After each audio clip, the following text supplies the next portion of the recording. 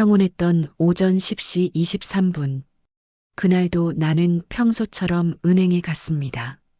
오전 10시 23분. 은행 문을 밀고 들어서자 익숙한 기계음이 귓가에 맴돌았고 번호표 뽑는 소리며 직원들의 나직한 대화 소리가 공간을 채우고 있었습니다. 20년을 다닌 곳인데도 이곳의 차가운 대리석 바닥은 여전히 낯설게만 느껴졌습니다. 낡은 가죽 가방을 꼭 쥐고 3번 창구로 걸어갔는데 젊은 남자 직원이 고개도 들지 않은 채 컴퓨터 화면만 뚫어져라 쳐다보고 있더군요. 저 상담 좀 하고 싶은데요. 번호표 뽑으셨어요? 아, 그게 잠깐 물어볼 게 있어서. 그제야 직원이 고개를 들었습니다. 25쯤 되어 보이는 앳된 얼굴. 그의 시선이 내 낡은 점퍼와 구겨진 바지, 흙 묻은 운동화를 훑고 지나가는 게 느껴졌습니다. 이런, 또 시작이구나. 마음속으로 한숨이 나왔지만 애써 미소를 지으며 용건을 꺼냈습니다. 정기예금 만기가 다 되어 가는데 이자율이 어떻게 되는지. 아, 그럼 번호표 뽑고 기다리세요. 순서되면 불러드릴게요. 직원의 시선은 이미 다시 모니터로 향했고 나는 그 자리에 덩그러니 서 있었습니다. 무시의 시작. 번호표를 뽑고 대기석에 앉아 40분을 기다렸습니다. 드디어 내 번호가 불렸고 다시 3번 창구로 갔더니 이번엔 여직원이 앉아 있었습니다. 아까 그 남직원은 옆 창구에서 다른 손님을 응대하고 있었고요.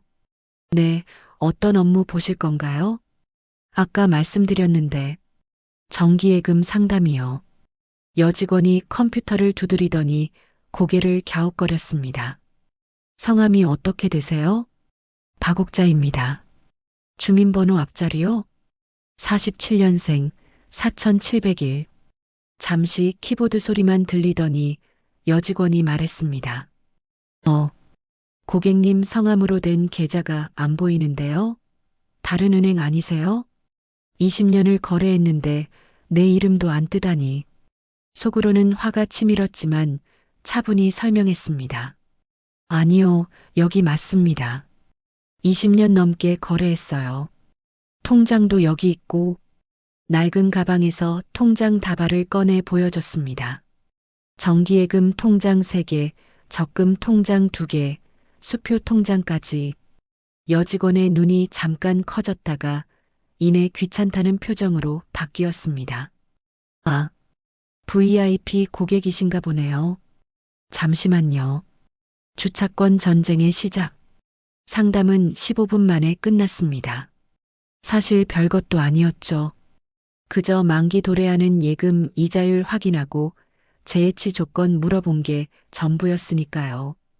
일어서려는데 문득 주차장에 세워둔 내 낡은 트럭이 떠올랐습니다. 저 주차권 하나만 주실 수 있을까요? 주차장에 차를 세워놨는데.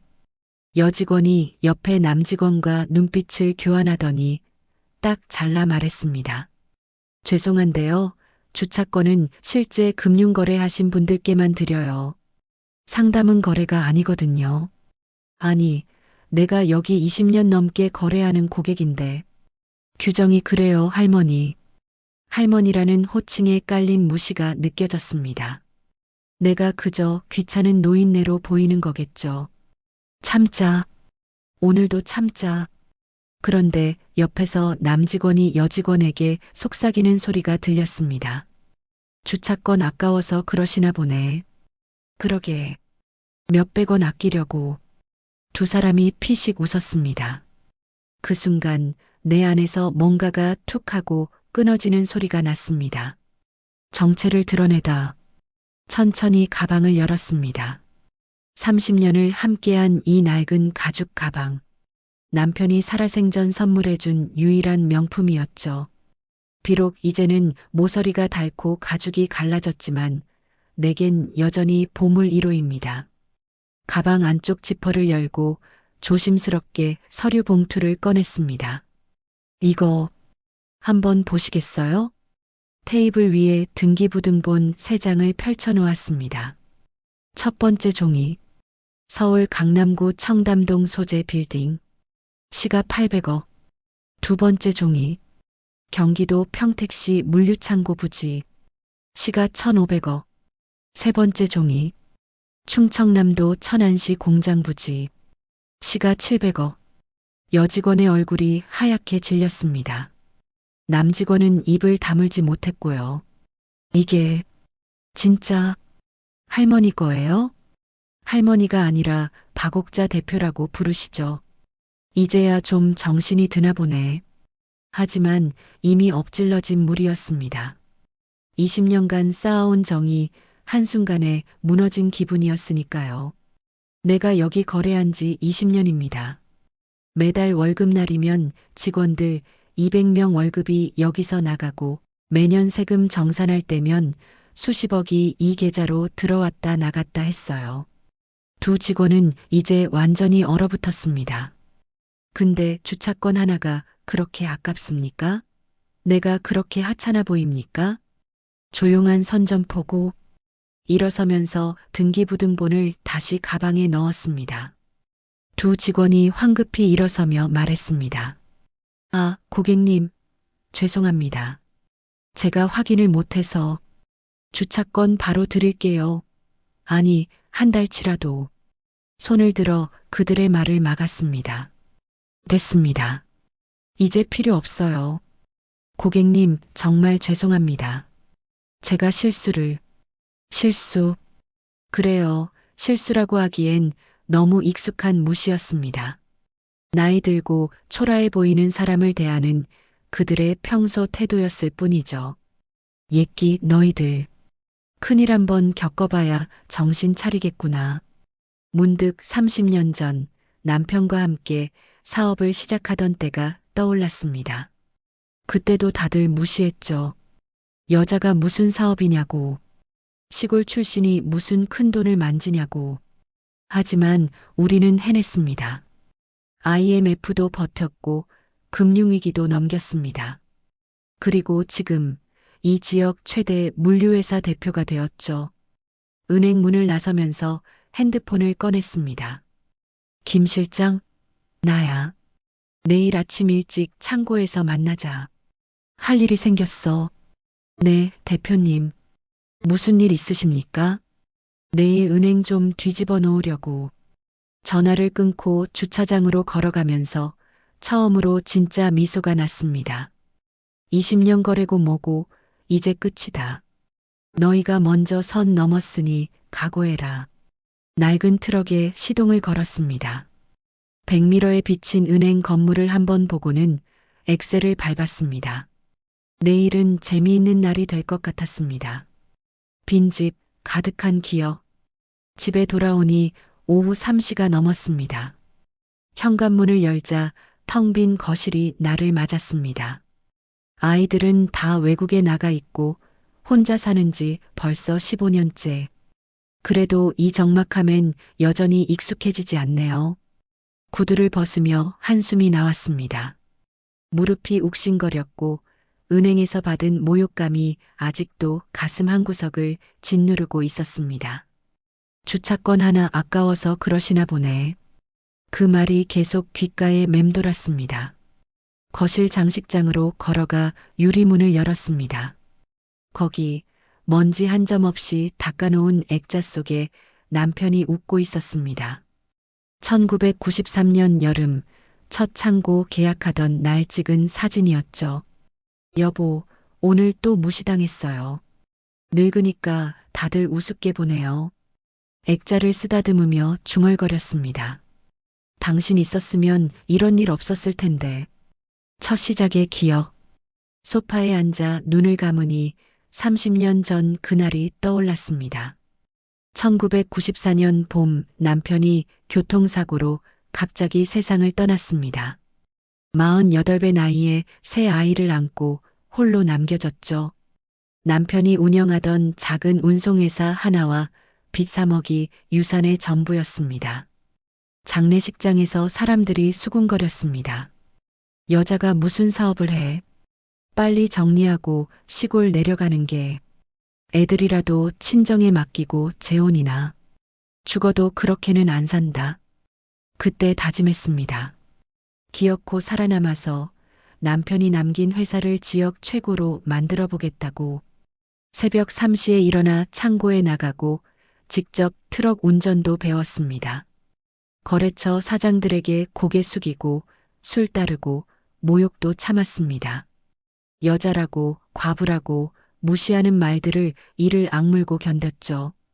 그렇게 10년. 회사는 조금씩 커졌고 IMF가 터졌습니다. IMF, 그 악몽의 시간. 1997년 겨울은 정말 추웠습니다. 거래처들이 줄줄이 부도났고 받을 돈 수십억이 휴지 조각이 되었습니다. 직원들 월급도 못 주는 상황이 되었죠. 그때 그 은행놈들. 은행에 갔더니 평소엔 굽신거리던 지점장이 싸늘하게 돌변했습니다. 박 사장님, 담보 추가 설정 안 하시면 대출 회수합니다. 창고 팔아서라도 갚으셔야죠. 20년 거래했던 은행이었는데 하루아침에 등을 돌렸습니다. 그래, 너희는 그때도 그랬지. 결국 집까지 담보로 잡히고 아이들 학원도 다 끊었습니다. 라면으로 끼니를 때우며 버텼죠. 직원들과 함께 새벽부터 밤까지 일거리를 찾아 전국을 돌아다녔습니다. 그리고 기적처럼 대형마트 물류 계약을 따냈습니다. 역전의 시작. 2000년대 들어서면서 회사는 급성장했습니다. 인터넷 쇼핑이 뜨면서 물류 수요가 폭발했고 우리는 그 흐름을 정확히 탔습니다. 창고를 늘리고 차량을 사고 직원을 뽑았습니다. 2010년 매출 1000억을 돌파했습니다. 2015년 2000억, 2020년 3000억, 지금은 직원 200명, 차량 150대를 운영하는 중부권 최대 물류회사가 되었죠. 근데 말이야, 여보. 다시 남편 사진을 봤습니다. 돈 많이 벌어봐야 뭐해. 사람 취급도 못 받는데. 결심. 핸드폰이 울렸습니다. 김 실장이었습니다. 대표님, 내일 아침에 뭘 준비할까요? 김 실장, 우리 회사 현금 유동성이 어느 정도야? 당장 움직일 수 있는 게 300억 정도 됩니다. 왜 그러십니까? 내일 은행에서 현금 인출할 거야. 100억 정도. 예, 100억을요? 현금으로요? 김 실장의 목소리에 당황함이 묻어났습니다. 그래. 트럭 한 대 준비하고 경리부 직원 몇 명이랑 같이 와. 박스도 넉넉히 준비하고. 대표님, 무슨 일이? 20년 거래한 은행이 나를 무시했어. 주차권 하나 아까워서 안 준다더라고. 전화 너머로 김 실장의 헛기침 소리가 들렸습니다. 알겠습니다. 내일 아침 7시까지 준비하겠습니다. 이제 시작이야. 전화를 끊고 창밖을 봤습니다. 해가 지고 있었습니다. 부엌으로 가서 밥을 차렸습니다. 된장찌개에 김치, 계란 프라이. 남편 있을 때 자주 먹던 메뉴였죠. 여보, 내가 너무 참고만 살았나 봐. 혼자 밥을 먹으며 생각했습니다. 돈이 있으면 뭐하나. 나이 들었다고 초라해 보인다고 무시당하는데 평생 열심히 살았는데 인정받지 못하는 이 서러움을 이제는 참을 수가 없었습니다. 전화 한 통, 밥을 먹다 말고 또 다른 전화를 걸었습니다. 변호사님, 박옥자입니다. 아, 대표님, 오랜만입니다. 잘 지내셨어요? 우리 회사 법무를 담당하는 최 변호사였습니다. 변호사님, 은행 주거래 계좌 변경하려면 절차가 어떻게 되죠? 그리 복잡하지 않습니다. 근데 20년 거래하신 어은행 바꾸시게요? 네. 내일 당장 옮길 겁니다. B은행이나 C은행 중에 조건 좋은 곳으로. 알겠습니다. 내일 오전에 두 은행 담당자들 연결해 드릴게요. 그런데 혹시 무슨 일 있으셨어요? 잠시 망설이다 말했습니다. 사람 무시하면 안 되는 거잖아요. 그쵸? 당연하죠. 대표님 같은 분을 무시하다니. 그 은행 정신 나간 거 아닙니까? 내일 아침에 좀 시끄러울 겁니다. 언론에서 연락 오면 변호사님이 대응해 주세요. 언론이요? 대표님, 정확히 뭘 하시려고? 100억 현금 인출하려고요. 트럭에 싣고 가서 전화 넘어가 조용해졌습니다. 알겠습니다. 제가 내일 함께 가겠습니다. 잠 못 드는 밤 10시 침대에 누웠지만 잠이 오지 않았습니다. 내일이면 은행이 발칵 뒤집히겠죠. 본점에서도 난리가 날 겁니다. 어쩌면 뉴스에도 나올지 모릅니다. 괜찮아. 이제 참지 않을 거야. 문득 막내딸 수진이가 떠올랐습니다. 미국에서 의사로 일하고 있는 딸. 작년에 왔을 때 했던 말이 생각났습니다. 엄마는 너무 참고만 사셔. 돈도 많고 능력도 있으면서 왜 그렇게 기죽어 사세요? 그때는 그저 웃기만 했는데. 그래, 수진아. 엄마가 이제 달라질게. 창밖으로 달이 밝았습니다. 내일은 정말 특별한 날이 될 것 같았습니다. 새벽 2시 겨우 잠이 들었습니다. 꿈속에서 남편이 나타나 엄지를 들어 보였습니다. 잘하고 있어, 옥자야. 이제 당당하게 살아. 꿈속에서라도 남편을 만나니 마음이 든든했습니다. 그래, 내일은 제대로 한번 뒤집어 놓을 거야. 새벽 4시, 창고의 불빛. 새벽 4시에 눈이 떠졌습니다. 알람도 울리기 전이었는데 긴장 때문인지 저절로 깨어났죠. 커튼 사이로 보이는 하늘은 아직 캄캄했지만 오늘 해야 할 일을 생각하니 가슴이 두근거렸습니다. 자, 이제 시작이다. 간단히 세수하고 옷을 입었습니다. 일부러 평소보다 더 단정하게. 검은색 정장 바지에 흰 블라우스, 그리고 10년 전에 산 검은색 재킷. 거울을 보니 꽤 그럴듯한 사업가의 모습이었습니다. 창고까지는 차로 30분. 새벽 도로는 텅 비어 있었고 라디오에선 잔잔한 클래식이 흘러나왔습니다. 창고 입구에 도착하니 이미 불이 환하게 켜져 있었습니다. 김 실장의 차가 보였고 격리부 직원 3명의 차도 주차되어 있었습니다. 작전회의. 사무실로 들어가니 모두 긴장된 표정으로 앉아 있었습니다. 김 실장이 일어서며 인사했습니다. 대표님, 준비 다 했습니다. 5톤 트럭 한 대, 현금 보관 박스 50개, 그리고 테이블 위를 보니 정말 완벽했습니다. 심지어 현금 다발을 묶을 고무줄과 포장지까지 준비되어 있었습니다. 김 실장, 역시 일 처리가 확실하네. 대표님, 정말 이렇게까지 하셔야 합니까? 100억 현금이면. 격리부 박 과장이 걱정스러운 표정으로 물었습니다. 박 과장, 자네 우리 회사 다닌 지 몇 년이지? 15년입니다, 대표님. 그동안 내가 한 번이라도 감정적으로 일 처리하는 거 봤나? 아닙니다. 한 번도. 맞습니다. 나는 절대 감정적으로 일하지 않습니다. 이번 일도 마찬가지죠. 철저히 계산된 행동입니다. 이번 일로 우리가 얻을 게 뭔지 아나? 첫째, 은행들이 우리 회사를 다시 보게 될 거야. 둘째, 더 좋은 금융 조건을 받을 수 있어. 셋째, 잠시 말을 멈추고 모두를 둘러봤습니다. 우리도 이제 무시당하지 않는다는 걸 보여주는 거지. 현금의 무게. 새벽 5시 본격적인 준비가 시작됐습니다. 금고실로 들어가니 현금 다발이 가득했습니다. 회사 운영자금으로 항상 준비해두는 현금이었죠.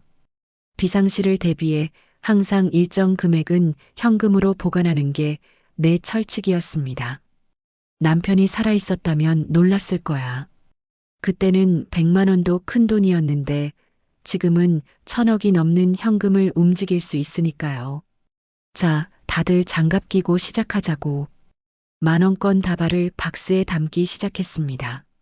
한 다발이 100만 원, 100다발이 1억, 1000다발이 10억. 이 종이 뭉치들이 사람을 움직이고 세상을 바꾸는구나. 박 과장이 계산기를 두드리며 중얼거렸습니다. 10억? 20억? 30억? 대표님, 정말 100억 다 씻습니까? 그래. 한 푼도 빠짐없이. 김 실장의 이야기. 잠시 쉬는 시간, 김 실장이 커피를 들고 왔습니다. 대표님, 제가 15년 전 처음 입사했을 때 기억나세요? 그럼 기억하지. 대학 갓 졸업한 파릇파릇한 청년이었잖아. 김 실장이 쑥스럽게 웃었습니다. 그때 대표님이 하신 말씀 있잖아요. 돈은 수단이지 목적이 아니다. 돈으로 사람의 가치를 매기는 세상이지만 우리는 다르게 살자고. 그런 말을 했었나? 근데 대표님, 오늘은 좀 다르신 것 같아요. 뭐가? 돈의 힘을 보여주시려는 거잖아요. 김 실장의 말이 맞았습니다. 오늘 나는 철저하게 돈의 힘을 이용할 생각이었으니까요. 김 실장, 가끔은 그들의 언어로 말해줘야 해. 돈밖에 모르는 놈들에겐 돈으로 보여주는 게 가장 확실하거든. 트럭에 싣다. 새벽 6시 30분, 드디어 100억이 모두 박스에 담겼습니다. 50개의 박스가 창고 바닥에 가지런히 놓여 있었습니다. 장관이었죠. 평생 일해도 만질 수 없는 돈을 눈앞에서 보는 직원들의 표정이 묘했습니다. 자, 이제 트럭에 싣자. 하나씩 조심스럽게 트럭 짐칸에 실었습니다. 박스 하나하나가 2억의 무게였으니까요. 이 돈이면 얼마나 많은 사람을 먹여 살릴 수 있을까? 문득 그런 생각이 들었습니다. 하지만 오늘만큼은 이 돈이 다른 용도로 쓰일 겁니다. 내 자존심을 되찾는 용도로. 최 변호사 도착. 오전 7시 최 변호사가 도착했습니다. 대표님, 진짜 하시는군요. 변호사님도 말렸을 텐데 와주셔서 감사합니다. 어떻게 안 옵니까? 20년 동안 대표님 일 도와드렸는데. 최 변호사는 내가 어려울 때부터 함께한 사람입니다. IMF 때 부도 위기에서 구해준 은인이기도 하죠. 대표님, 혹시 은행에서 경찰 부르면 어떻게 하실 겁니까? 내 돈 찾는데 무슨 죄가 되나요? 그야 그렇지만 사회적 파장이 클 겁니다. 그게 목적이에요, 변호사님. 최 변호사가 안경을 벗고 닦으며 말했습니다. 알겠습니다.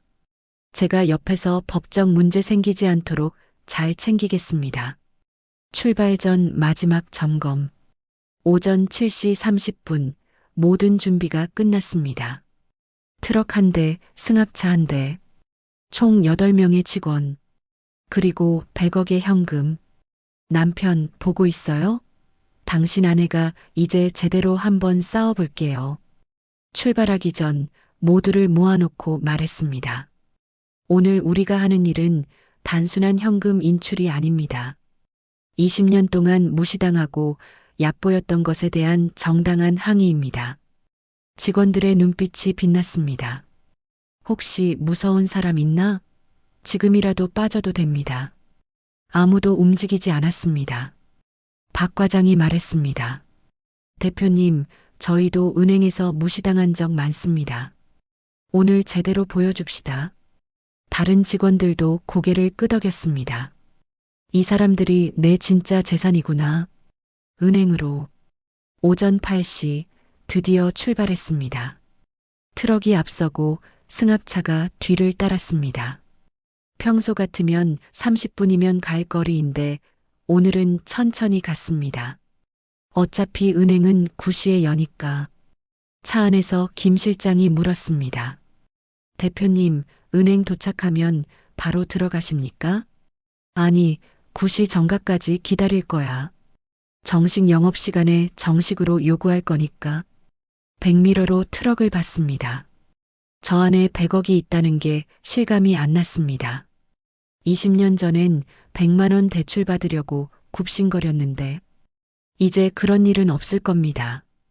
오늘 이후로는 은행이 가까워질수록 심장이 빨리 뛰었습니다. 하지만 두렵지 않았습니다. 오히려 시원했죠. 자, 이제 시작이다. 너희가 먼저 시작한 전쟁, 내가 끝내주마. 구시정각, 은행 앞. 은행 앞에 도착한 건 8시 50분이었습니다.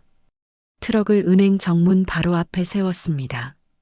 평소엔 잠깐 정차도 안 되는 곳이지만 오늘은 달랐죠. 뒤따라온 승합차도 나란히 섰습니다. 유리문 너머로 은행 직원들이 개점 준비를 하는 모습이 보였습니다. 어제 그 젊은 남직원도 보였고 여직원도 커피를 마시며 동료와 담소를 나누고 있었습니다. 아직 모르는구나. 무슨 일이 일어날지. 김 실장이 시계를 보며 말했습니다. 대표님, 1분 남았습니다. 트럭 뒷문 열어. 박스는 아직 내리지 말고. 쿵 하는 소리와 함께 트럭 뒷문이 열렸습니다. 지나가던 행인들이 무슨 일인가 싶어 쳐다봤습니다. 구시 정각. 은행 문이 열렸습니다. 자, 들어가자. 첫 번째 충격. 은행에 들어서자 직원들의 시선이 일제히 우리에게 쏠렸습니다. 8명이 우르르 들어오니 당연했겠죠. 게다가 다들 작업복 차림이었으니까요. 곧장 안내 데스크로 갔습니다. 젊은 여직원이 어리둥절한 표정으로 물었습니다. 무슨 일로 오셔? 현금 인출하러 왔습니다. 100억? 여직원의 얼굴이 하얗게 질렸습니다. 예, 100억이요? 네. 제 계좌에서 현금으로 인출할 겁니다. 지금 바로. 이제 시작이구나. 여직원이 황급히 전화기를 들었습니다. 아마 지점장에게 연락하는 것 같았습니다. 그때 어제 그 남직원이 나를 발견하고는 눈이 휘둥그레졌습니다. 어제 오신. 아, 안녕하세요. 어제 주차권 달라고 했던 박옥자입니다. 지점장 등장. 5분도 안 되어 지점장이 뛰어나왔습니다. 50대 중반의 남자였는데 이마에 땀이 송글송글 맺혀 있었습니다. 안녕하십니까? 지점장 이정훈입니다. 무슨 일로? 박옥자입니다. 제 계좌에서 100억 현금 인출하러 왔습니다. 지점장의 눈동자가 흔들렸습니다. 100억을 현금으로요? 그게 가능한. 최 변호사가 앞으로 나섰습니다. 법적으로 문제 없습니다. 고객이 본인 계좌에서 현금 인출하는 건 정당한 권리입니다. 아, 그야 그렇지만 그렇게 큰 금액은 미리 예약을. 어제 왔을 때 말씀드렸으면 됐을 텐데 주차권 얘기만 하느라 바빴죠. 지점장이 어제 일을 보고받았는지 얼굴이 붉어졌습니다. 본점 연락. 지점장이 우리를 VIP실로 안내했습니다. 어제와는 180도 달라진 대우였죠. 커피며 다가며 정성스럽게 가져다 주었습니다. 박 대표님, 정말 죄송합니다. 어제 직원들이 실수가 아니었죠. 그냥 평소 하던 대로 한 겁니다. 지점장이 땀을 닦으며 말했습니다. 그래도 100억 현금은 본점 승인이 필요합니다. 잠시만 기다려 주십시오. 지점장이 나가고 김 실장이 창밖을 보며 말했습니다. 대표님, 사람들이 모이기 시작했습니다. 밖을 보니 정말이었습니다. 트럭 주변으로 행인들이 모여 수군거리고 있었습니다. 누군가는 핸드폰으로 사진을 찍기도 했고요. 좋아, 이제 소문이 퍼지겠구나. 본점 임원 도착. 30분 후 검은 세단이 은행 앞에 멈췄습니다. 차에서 내린 건 50대 후반의 남자였습니다. 본점 부행장이라고 했습니다. VIP실로 들어온 부행장은 정중하게 인사했습니다. 박옥자 대표님, 안녕하십니까? 본점 부행장 김석준입니다. 안녕하세요. 대표님, 우선 어제 일에 대해 진심으로 사과드립니다. 저희 직원 교육이 부족했습니다. 이제 와서 사과한다고 되는 건가? 사과는 됐고 제 돈 찾으러 왔습니다. 대표님, 100억이면 저희 지점 현금 보유량을 초과합니다. 다른 방법은 트럭에 현금 싣고 왔습니다. 제 돈 찾아가는 것뿐입니다. 숨겨진 진실. 부행장이 태블릿을 꺼내 뭔가를 확인하더니 표정이 심각해졌습니다. 대표님, 확인해 보니 대표님 회사가 저희 은행 VVIP 고객이시네요. 연 거래액이 500억이 넘고 20년 거래했으니까요. 그런데 왜 일반 창구에서? 지점장이 옆에서 식은땀을 흘리며 말했습니다. 전산 시스템 통합하면서 일부 데이터가 누락된 것 같습니다. 변명도 가지가지 하는구나. 부행장이 급히 말했습니다. 대표님, 오늘 일은 저희 전적인 잘못입니다. 하지만 100억 현금 인출은 다른 고객들에게도 불안을 줄 수 있습니다. 그건 은행이 걱정할 일이죠. 협상 시도. 부행장이 자세를 낮추고 말했습니다.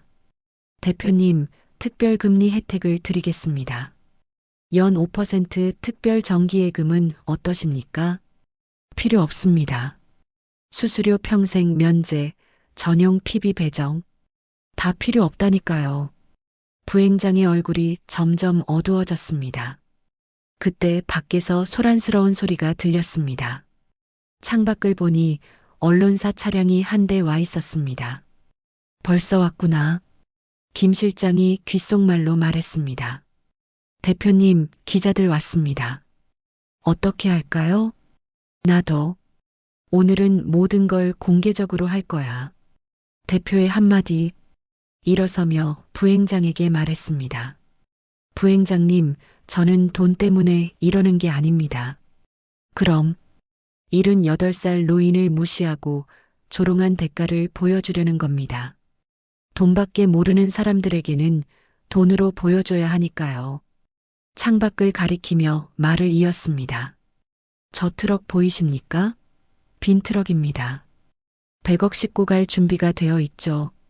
대표님, 20년 거래고 뭐고 사람을 사람으로 안 보는 곳에 제 돈 맡길 수 없습니다. VIP실을 나가려는데 부행장이 다급히 말했습니다. 잠깐만요.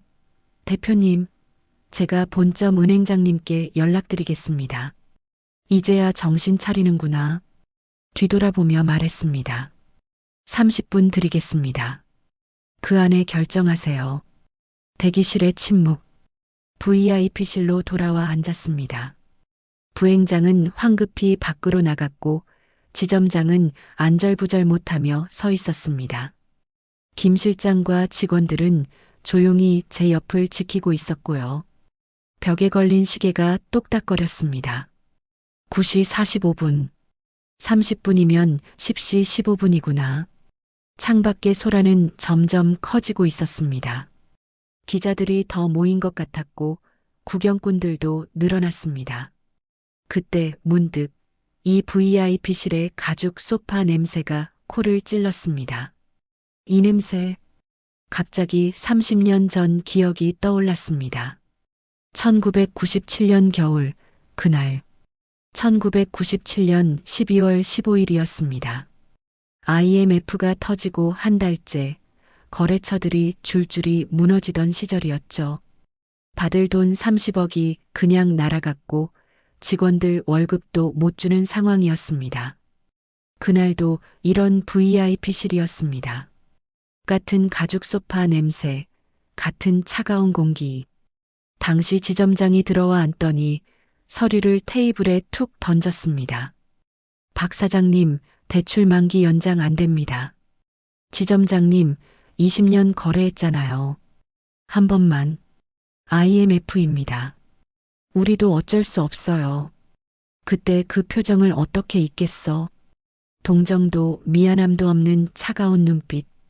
그저 숫자로만 나를 보던 그 시선. 담보 추가하시든지 아니면 경매 들어갑니다. 지점장님, 우리 회사 직원이 10명입니다. 그 가족까지 하면 그건 박 사장님 사정이고요. 그날 밤 집에 돌아와 펑펑 울었습니다. 새 아이들 앞에서는 울 수도 없어서 화장실에 들어가 수도꼭지를 틀어놓고 소리 죽여 울었죠. 남편 당신이 있었다면. 최 변호사의 도움. 그때 최 변호사가 조용히 말했습니다. 대표님 괜찮으십니까? 네, 괜찮아요. 그냥 옛날 생각이 나서. 최 변호사도 그때를 기억하는 것 같았습니다. 그때 정말 힘드셨죠. 제가 처음 대표님 뵀을 때가 그때였으니까요. 맞습니다. 최 변호사를 처음 만난 것도 그 겨울이었습니다. 당시 신입 변호사였던 그가 무료 법률 상담을 해주러 왔다가 우리 회사 사정을 듣고는 밤새 대책을 세워줬죠. 그때 변호사님이 아니었으면 전 진짜 다 포기했을 거예요. 대표님이 포기하셨을 리 없죠. 그 독한 분이. 독하다. 그래, 나는 독하게 살아왔지. 지점장의 사과. 그때 지점장이 다가왔습니다. 대표님, 정말 죄송합니다. 제가 직원 관리를 제대로. 지점장님은 언제부터 여기 계셨죠? 2년 전부터입니다. 그럼 모르시겠네요. 제가 이 은행과 얼마나 긴 역사가 있는지. 지점장이 고개를 숙였습니다. 죄송합니다. 제가 확인을 했어야. 97년 IMF 때 이 은행이 저한테 한 짓 아세요? 지점장이 고개를 들어 나를 봤습니다. 20년 거래 고객인데도 대출 하나 연장 안 해줬어요. 담보 더 내놓으라고 아니면 경매 넘긴다고. 그래, 그때도 이 은행이었어. 그때 직원들 월급 주려고 집까지 담보로 잡혔습니다. 애들 학원 다 끊고 라면으로 끼니 때우면서 버텼죠. 지점장의 얼굴이 어두워졌습니다. 기자들의 취재. 김 실장이 들어와 귓속말했습니다. 대표님, 밖에 기자들이 취재 요청하는데요. 들어오라고 해. 예. 정말요? 그래. 다 공개할 거야. 잠시 후 기자 2명이 들어왔습니다. 카메라는 밖에 두고 왔지만 녹음기를 들고 있었습니다. 안녕하세요. 박옥자 대표님. KBS 경제부 김 기자입니다. 100억 현금 인출이 사실입니까? 네, 사실입니다. 이유가 뭔지 여쭤봐도 될까요? 잠시 생각하다가 말했습니다. 어제 이 은행에서 주차권 하나를 거절당했습니다. 20년 거래 고객인데도 늙고 초라해 보인다고 무시당했죠. 기자가 메모하며 물었습니다. 그것 때문에 100억을. 기자님, 돈이 문제가 아닙니다. 사람을 사람으로 안 보는 게 문제죠. 과거와 현재의 교차. 또 다른 기자가 물었습니다. 대표님 회사가 지역 최대 물류회사라고 들었습니다. 네, 직원 200명, 연 매출 3천억 정도 됩니다. 그런 큰 회사 대표를 몰라봤다는 건가요? 웃음이 나왔습니다. 제가 메르세데스 타고 명품 옷 입고 다녔으면 달랐겠죠. 하지만 전 낡은 트럭 타고 작업복 입고 다닙니다. 그게 내 스타일이니까. IMF 때부터 그랬어요. 허세 부릴 돈 있으면 직원 월급 주고 거래처 대금 줬죠. 기자들이 고개를 끄덕였습니다. 그런데 은행은 겉모습만 봅니다. 돈 많아 보이는 사람한테는 굽신거리고 없어 보이면 무시하죠. 은행장의 전화. 그때 부행장이 다시 들어왔습니다. 핸드폰을 들고 있었습니다. 대표님, 은행장님이 직접 통화하고 싶어 하십니다. 핸드폰을 받았습니다. 여보세요. 박 대표님, 안녕하십니까? 한국은행 은행장 정재욱입니다. 은행장이 직접 전화하다니. 대표님, 우선 진심으로 사과드립니다. 저희 직원들의 불친절로 큰 상처 받으셨을 텐데. 은행장님, 전 이미 결정했습니다. 대표님, 한 번만 기회를 주십시오. 제가 직접 찾아뵙겠습니다. 올 필요 없습니다. 대표님, 전화를 끊으려다가 한마디 더 했습니다. 은행장님, 97년 IMF 때도 당신네 은행이었어요. 그때도 이렇게 사과했으면 좋았을 텐데. 전화 너머가 조용해졌습니다. 그때 일까지 정말 죄송합니다. 사과는 됐고 전 제 돈 찾아갈 겁니다. 결정의 시간. 전화를 끊고 일어섰습니다. 벽시계가 10시 10분을 가리키고 있었습니다. 5분 남았습니다. 김 실장에게 말했습니다. 트럭 시동 걸어 놓으라고 해. 네, 대표님. 지점장과 부행장이 창백한 얼굴로 서 있었습니다. 이제 알겠지. 돈이 아니라 사람을 봐야 한다는 걸. 창밖을 보니 구경꾼이 더 늘어났습니다. 경찰차도 한 대 와 있었고요. 문득 남편 생각이 났습니다. 여보, 내가 너무 독하게 구는 건 아니겠지? 하지만 이번만큼은 끝까지 가볼게. 10시 15분 최후 통첩. 정확히 10시 15분이 되었습니다. VIP실 문을 열고 나가려는데 부행장이 다급히 막아섰습니다. 대표님, 10분만, 아니 5분만 더 주십시오. 시간 끝났습니다. 김 실장, 현금 인출 절차 시작해. 네, 대표님. 김 실장이 서류 가방을 들고 창구로 향했습니다. 부행장의 얼굴이 사색이 되었습니다. 그때 밖에서 또 다른 소란이 일었습니다. 예상치 못한 연쇄 반응. 은행 문이 열리고 60대 남성이 성큼성큼 들어왔습니다. 이 지점장 어디 있어? 목소리가 은행 전체에 울렸습니다. 지점장이 황급히 뛰어갔습니다. 최 사장님, 어떻게 오셔? 뉴스 보고 왔어. 박 대표가 100억 뺀다며? 나도 빼. 우리 회사 돈 50억 다 빼. 최 사장? 아, 건설회사 최정호 사장이구나. 지역에서 두 번째로 큰 건설회사 대표였습니다. 가끔 업계 모임에서 만나는 사이였죠. 부행장이 달려가 말렸습니다. 최 사장님, 왜 갑자기? 왜긴 왜야? 20년 거래한 고객을 무시하는 은행에 누가 돈을 맡기겠어? 최 사장이 큰 소리로 말하니 은행 안에 있던 다른 고객들도 웅성거리기 시작했습니다. 이런, 예상보다 일이 커지는구나. 도미노 효과. 그 후 30분 동안 은행은 전쟁터가 되었습니다. 전화벨이 쉴 새 없이 울렸고 VIP 고객들이 하나둘 은행으로 몰려왔습니다. 우리도 예금 해지할게요. 다른 은행으로 옮기겠습니다. 직원들은 전화 응대하느라 정신이 없었고 지점장은 이 고객 저 고객 달래느라 목이 쉬어가고 있었습니다. 김 실장이 다가와 속삭였습니다. 대표님, 이 정도면 은행 진짜 큰일 나겠는데요. 그래야지. 그래야 정신 차리지. 미안하다, 다른 고객들. 하지만 이 정도는 되어야 은행이 바뀔 거야. 본점의 비상사태. 부행장의 핸드폰이 또 울렸습니다. 받자마자 얼굴이 더 창백해졌습니다. 전화를 끊고 나에게 다가왔습니다. 대표님, 이러시면 저희 지점이 망하겠죠. 알아요. 대표님도 20년 거래하신 은행인데. 한숨이 나왔습니다. 부행장님, 20년 거래했으면 뭐합니까?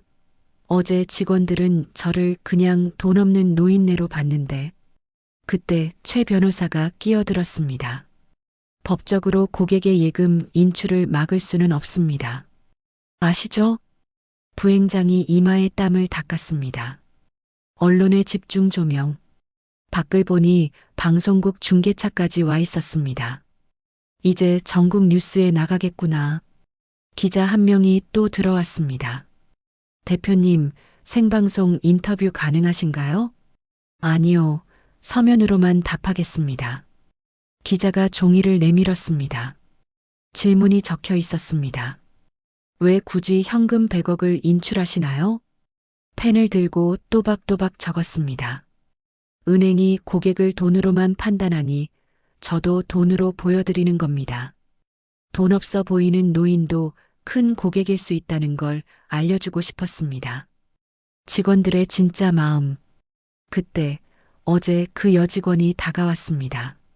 얼굴이 울상이 되어 있었습니다. 대표님, 정말 죄송합니다. 제가 어제 이제 와서 사과해봐야 뭐합니까? 정말 몰랐습니다. 대표님이 그런 분인 줄 고개를 돌렸습니다. 보고 싶지 않았습니다. 그런데 여직원이 울먹이며 말했습니다. 사실 저희도 위에서 시키는 대로 했을 뿐이에요. VIP 아닌 고객은 빨리빨리 처리하라고. 그래, 너희도 피해자일 수 있겠지. 하지만 그렇다고 용서할 마음은 없었습니다. 그래도 사람을 무시하면 안 되는 거죠. 숨겨진 조력자. 그때 뜻밖의 사람이 은행에 들어왔습니다. 70대 할아버지 한 분이었는데 허름한 차림이었지만 눈빛은 날카로웠습니다. 박 대표? 돌아보니 오래전 알던 분이었습니다. 어머, 송 회장님, 송은석 회장. 이 지역 최초의 대기업을 일군 전설적인 기업가였습니다. 은퇴한 지 10년이 넘었지만 여전히 영향력이 있는 분이었죠. 뉴스 보고 왔어. 잘하고 있어. 회장님, 송 회장이 부행장을 보며 말했습니다. 내 돈도 뺄까? 500억 정도 되는데. 부행장의 다리가 후들거리는 게 보였습니다. 송 회장님까지. 진실의 무게. 송 회장이 내 옆에 앉으며 말했습니다. 박 대표, 남편 없이 여기까지 온 거 대단해. 나도 다 알아. 감사합니다, 회장님. 근데 말이야, 이 정도면 충분히 본때를 보였어. 이제 적당히 해도 되지 않겠나? 송 회장의 말에도 일리가 있었습니다. 하지만 회장님, 97년 IMF 때 은행들이 우리한테 어떻게 했는지 기억하세요? 그럼 기억하지. 그때 망한 중소기업이 몇 개였습니까? 멀쩡한 회사들도 대출 회수로 쓰러졌죠. 송 회장이 고개를 끄덕였습니다. 이번엔 우리가 보여줘야 합니다. 고객을 무시하면 어떻게 되는지. 마지막 협상. 11시가 되자 은행장이 직접 도착했습니다. 60대 초반의 단정한 신사였습니다. 정중하게 인사했습니다. 박 대표님 직접 찾아뵙게 되어 영광입니다. 영광은 무슨? 대표님, 제가 직접 사과드립니다. 그리고 약속드립니다. 다시는 이런 일 없도록 전 직원 재교육하겠습니다. 은행장이 깊이 고개를 숙였습니다. 이제야 좀 진정성이 보이는구나. 그리고 대표님께 특별 혜택을 드리고 싶습니다. 전용 PB는 물론 모든 수수료 면제, 최고 금리. 손을 들어 말을 막았습니다. 은행장님, 전 특혜를 원하는 게 아닙니다. 그럼 모든 고객을 공평하게 대하세요. 돈 많고 적고를 떠나서, 나이 많고 적음을 떠나서. 은행장이 고개를 들어 나를 봤습니다. 그게 진짜 은행 아닙니까? 모두가 모인 순간 11시 30분 은행 로비는 이상한 긴장감에 휩싸여 있었습니다. 은행장, 부행장, 지점장, 그리고 모든 직원들이 로비에 모였습니다. 취재진들도 밖에서 카메라를 들고 지켜보고 있었고 100명이 넘는 구경꾼들이 은행 앞을 가득 메웠습니다. 나는 로비 중앙에 섰습니다. 이제 마지막이구나. 김 실장이 가져온 마이크를 들었습니다. 손이 조금 떨렸지만 숨을 깊이 들이쉬고 말을 시작했습니다. 할머니의 고백. 여러분, 잠시만 제 이야기를 들어주십시오. 로비가 조용해졌습니다. 모든 시선이 나에게 쏠렸습니다. 저는 박옥자입니다. 78살이고 이 지역에서 물류회사를 운영합니다. 잠시 숨을 고르고 계속했습니다. 47년 전 29에 결혼했습니다. 남편은 작은 운송회사를 운영했고 저는 그저 평범한 주부였죠. 어제 그 여직원을 봤습니다. 고개를 숙이고 있었습니다. 48살의 남편이 교통사고로 세상을 떠났습니다. 빚 3억과 직원 10명의 작은 회사가 남았죠. 그때가 떠오르네. 다들 말했습니다. 여자가 무슨 사업이냐고. 시골 출신이 뭘 안다고 그러냐고. IMF의 상처. 목이 메어왔지만 계속했습니다. IMF가 터졌을 때 이 은행에 왔습니다. 20년 거래했다고 한 번만 도와달라고 무릎 꿇고 빌었습니다. 은행장의 표정이 어두워졌습니다. 담보 더 내놓으라더군요. 집까지 담보로 잡혔습니다. 애들 학원 다 끊고 라면으로 끼니 때웠습니다. 직원들 몇몇이 눈시울을 붉혔습니다. 새벽 3시에 일어나 창고 나가고 직접 트럭 운전도 했습니다. 여자라고 무시하는 거래처 사장들한테 술도 따르고 욕도 먹었습니다. 울면 안 돼. 끝까지 말해야 해. 그렇게 30년. 이제 직원 200명, 매출 3천억 회사가 되었습니다. 진짜 이유. 은행장을 똑바로 봤습니다. 은행장님, 제가 왜 이렇게까지 하는지 아십니까? 어제 이 은행 직원들이 저를 봤을 때 그냥 돈 없는 노인네로 봤습니다. 주차권 하나가 아까운 그런 사람으로 어제 그 남직원도 고개를 들지 못했습니다. 30년 전에도 그랬고 어제도 그랬습니다. 은행은 항상 겉모습으로 사람을 판단했죠. 목소리를 높였습니다. 하지만 이 주름진 얼굴 뒤에, 이 낡은 옷 뒤에 한 사람의 인생이 있습니다. 200명의 가족. 감정이 북받쳐 올랐습니다. 우리 회사 직원 200명, 그 가족까지 하면 800명이 저와 함께 살아갑니다. 직원들을 둘러봤습니다. 박 과장이 눈물을 닦고 있었습니다. 트럭 운전사 김 기사님, 올해 60살입니다. 손자 대학 등록금 대느라 새벽부터 밤까지 운전합니다. 경리부 박 과장, 15년 동안 단 하루도 빠지지 않고 출근했습니다. 아들 결혼자금 모으느라. 이 사람들이 다 저처럼 평범한 사람들입니다. 그런데 은행 오면 다들 작아집니다. 왜일까요? 은행 직원들이 하나둘 고개를 들기 시작했습니다. 돈이 없어서가 아닙니다. 여러분들이 그렇게 만들기 때문입니다. 눈물의 진실. 갑자기 눈물이 났습니다.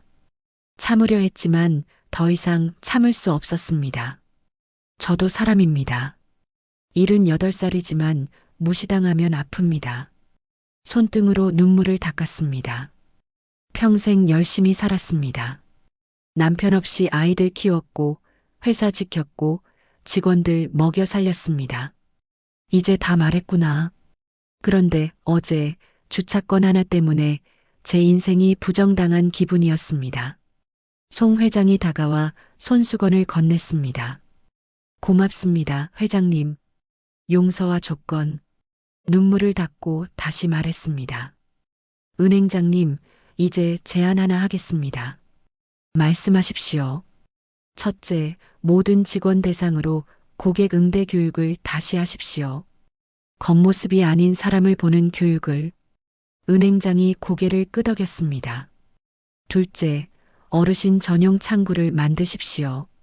디지털 못하는 노인들도 편하게 은행 업무 볼 수 있게.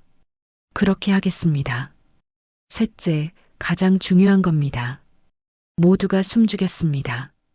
어제 저를 무시한 두 직원이 얼굴을 들었습니다.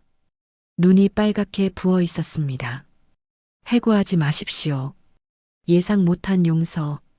은행장이 놀란 표정을 지었습니다. 대표님, 대신 이 두 사람이 어르신 전용 창구 담당자가 되게 하십시오. 1년 동안 여직원이 울음을 터뜨렸습니다. 대표님, 정말 죄송합니다. 남직원도 깊이 고개를 숙였습니다. 용서가 아닙니다. 기회를 주는 겁니다. 노인들을 진심으로 이해하는 법을 배우라고. 마지막 선택. 은행장이 앞으로 나왔습니다. 대표님, 모든 조건 수용하겠습니다. 그리고 진심으로 사과드립니다. 은행장이 90도로 고개를 숙였습니다. 부행장, 지점장, 모든 직원이 함께 고개를 숙였습니다. 죄송합니다. 로비에 울려 퍼지는 사과 소리. 이제 됐구나. 김 실장을 봤습니다. 김 실장, 트럭 돌려보내. 예. 대표님, 그럼 인출은? 안 해. 이제 필요 없어. 화해의 순간, 은행장이 고개를 들었습니다. 눈가가 촉촉했습니다. 대표님, 정말 감사합니다. 은행장님, 앞으로는 정말 달라지길 바랍니다. 약속드립니다. 오늘을 잊지 않겠습니다. 악수를 나눴습니다. 밖에서 박수 소리가 들렸습니다. 구경꾼들이 박수를 치고 있었습니다. 남편 봤어요? 내가 해냈어요. 새로운 시작. 최 사장이 다가왔습니다. 박 대표 멋있었어. 나도 인출 안 할게. 다른 고객들도 하나둘 마음을 바꿨습니다. 송 회장이 어깨를 두드렸습니다. 박 대표, 오늘 진짜 큰일 했어. 이 은행만이 아니라 모든 은행이 변할 거야. 그랬으면 좋겠습니다. 어제 그 여직원이 다시 다가왔습니다. 대표님, 저 정말 열심히 하겠습니다. 어르신들 진심으로 모시겠습니다. 그래요. 나이 든 사람도 젊은 사람과 똑같은 고객이라는 걸 잊지 마세요. 네, 명심하겠습니다. 이제 정말 끝이구나. 3개월 후 다시 그 은행. 2025년 3월의 어느 화창한 아침이었습니다. 나는 평소처럼 낡은 트럭을 몰고 은행에 도착했습니다. 3개월 전 그날처럼 오전 10시쯤이었죠. 하지만 모든 것이 달라져 있었습니다. 주차장 입구에 어르신 우선 주차 표지판이 새로 생겼고 은행 입구엔 시니어 케어 존이라는 안내문이 붙어 있었습니다. 정말 바뀌긴 했구나. 은행 문을 열고 들어서자 입구의 안내 직원이 밝게 인사했습니다. 안녕하세요. 어떤 업무 도와드릴까요? 정기예금 만기 확인하러 왔습니다. 아, 네. 어르신 전용 창구로 안내해 드릴게요. 변화된 풍경? 어르신 전용 창구는 따로 마련되어 있었습니다. 의자도 더 편한 것으로 바뀌었고 돋보기와 큰 글씨 안내문이 준비되어 있었습니다. 그리고 그곳에는 어서 오세요, 대표님. 어제 그 여직원, 아니, 이제는 김주연 대리였습니다. 3개월 사이 완전히 달라진 모습이었습니다. 진심 어린 미소와 정중한 태도, 무엇보다 눈빛이 달랐습니다. 잘 지냈어요, 김 대리? 네, 대표님 덕분에 많이 배웠습니다. 그 옆에는 남직원 박준호 대리도 있었습니다. 대표님, 오랜만입니다. 정말 반갑습니다. 이 친구들 진짜 변했구나. 뜻밖의 손님들. 업무를 보는 동안 어르신 전용 창구가 붐비기 시작했습니다. 젊은이, 통장 정리 좀 도와주겠나? 네, 할머니. 제가 천천히 설명드릴게요. 김주연 대리가 80대 할머니께 한 글자 한 글자 설명하는 모습이 인상적이었습니다. 예전의 그녀라면 상상도 못할 일이었죠. 박준호 대리도 마찬가지였습니다. 할아버지, 이 서류는 이렇게 작성하시면 됩니다. 제가 도와드릴게요. 고맙네, 젊은이. 요즘 은행이 많이 좋아졌어. 그래, 이게 진짜 변화지. 지점장의 인사. 업무를 마치고 나오는데 이정훈 지점장이 기다리고 있었습니다. 대표님, 잠시 시간 되십니까? 무슨 일이신가요? 감사 인사드리고 싶었습니다. 지점장실로 안내받았습니다. 벽에는 새로운 액자가 걸려 있었습니다. 모든 고객은 평등하다. 대표님 덕분에 저희 지점이 완전히 달라졌습니다. 어떻게요? 고객 만족도 1위, 신규 고객 유치율 1위. 특히 시니어 고객이 40% 늘었습니다. 그래, 결국 다 함께 좋아진 거구나. 김 실장과의 대화. 은행을 나와 트럭에 오르는데 김 실장한테서 전화가 왔습니다. 대표님, 오늘 은행 가셨다면서요? 그래, 왜? 어떠셨어요? 많이 바뀌었다던데. 괜찮더라고. 김 실장이 웃었습니다. 대표님, 그때 정말 멋있으셨어요. 회사 직원들 사이에서 전설이 되셨다니까요. 무슨 전설? 그냥 할 일 한 거지. 전설이라. 남편이 들으면 웃겠네. 창고에서의 일상. 오후에는 창고로 돌아왔습니다. 여전히 바쁜 일상이었습니다. 트럭들이 들어오고 나가고 직원들이 분주히 움직였습니다. 박 과장이 보고서를 들고 왔습니다. 대표님, 이번 달 매출 또 신기록입니다. 그래, 얼마나 올랐어? 작년 대비 15% 상승입니다. 직원들 보너스 넉넉히 줘야겠네. 박 과장이 미소 지었습니다. 대표님은 항상 직원들 먼저 생각하시네요. 직원이 행복해야 회사가 잘 되지. 그게 내 철학이니까. 혼자만의 시간. 저녁 7시 모두 퇴근하고 혼자 사무실에 남았습니다. 창밖으로 노을이 지고 있었습니다. 책상 위에 남편 사진을 봤습니다. 여보, 오늘도 하루 잘 보냈어요. 사진 속 남편은 여전히 미소 짓고 있었습니다. 그 은행 말이야, 정말 바뀌었더라고. 이제 노인들도 편하게 은행 업무 볼 수 있대. 당신이 살아있었다면 뭐라고 했을까? 아마 역시 우리 옥자는 대단해라고 했겠죠. 전화가 울렸습니다. 막내딸 수진이었습니다. 엄마, 뉴스 봤어요. 엄마가 은행 바꾼 거. 무슨 뉴스? 한국 은행들 시니어 서비스 개선한다고 대서특필 났어요.